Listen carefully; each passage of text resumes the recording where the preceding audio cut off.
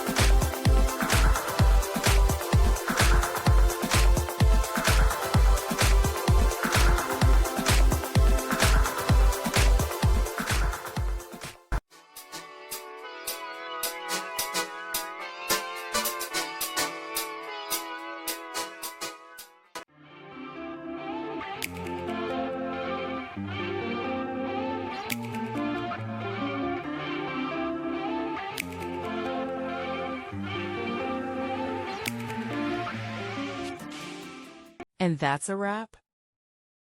I hope you found the answer you were looking for. If you did, take a second to hit that subscribe button. It really helps out. And let me know in the comments which solution worked best for you. See you next time in the debug zone.